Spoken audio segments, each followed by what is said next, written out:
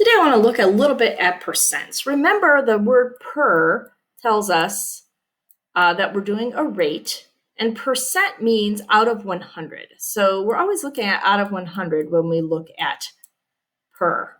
Remember, the bottom is always our whole. So the 100 is the whole in a percent. We just are adjusting it so it's out of 100, or the base. And the top should match too. They should be the parts.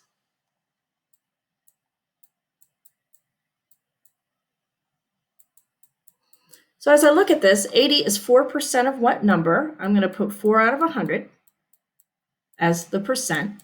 And then I ask myself, is 80 the part or the whole? Well, we know that 80 is 4%, so it should go with the same place as the 4, so it should go up here. And now this is a proportion, so we'll cross multiply and divide. 100 times 80 divided by 4. I find it easier to divide 80 by 4 first, so that's 20, and then 20 times 100 is a 2 with 3 zeros, or 2,000. Does this make sense? 80 is 4% of one number. 80 is a pretty big number, but it's only 4%, so that answer should be much bigger. So yeah, that does make sense. Let's look at the next one. 70 is what percent of 50? So we're looking here. We're looking for the percent in this problem. So I know this is here.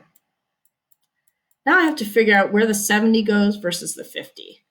Well, if I think about 70 is what percent of 50, that's 70 out of 50. So it's going to be more than 100%. 70 is what percent? 70 is what goes with the percent. So it should go on top, and the 50 on the bottom. Again, we'll cross multiply. 70 times 100 divided by 50. Again, I can say, okay, 100 divided by 50 is 2. So 2 times 70 is 140. And remember, that answer is in a percent. So 140%.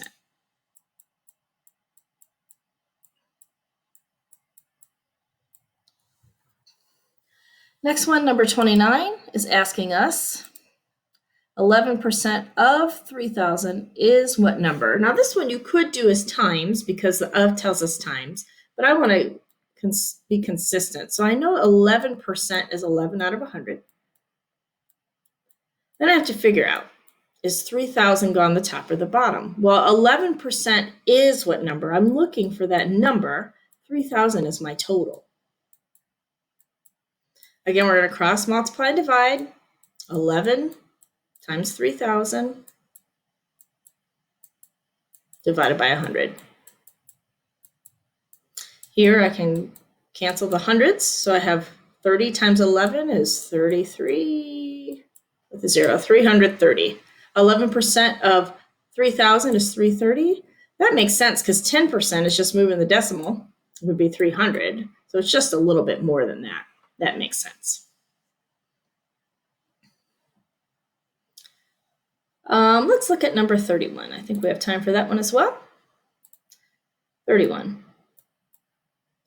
Find the base if 12.5% of the base is 625. So we have 12.5 out of 100, because that's the percent.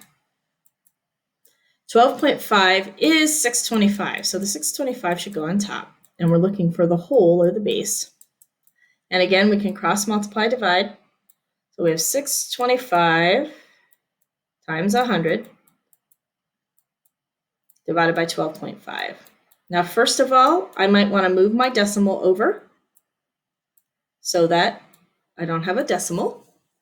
And then maybe do some simplifying. For example, if I divide by 25, I know 125 is 5 quarters. And 625, let's see, there's 4 quarters, so there's 24 and 6, and then another quarter, so it's 25. And then 25 divided by 5 is 5. So that's some work I can do to deal with smaller numbers. 5 times 1,000 is 5,000. 12.5% of the base is 625. The whole thing is 5,000. That makes sense. That 625 would be, about 1/8 of that. Again, setting up those proportions, cross multiply and divide is a nice way to do decimals.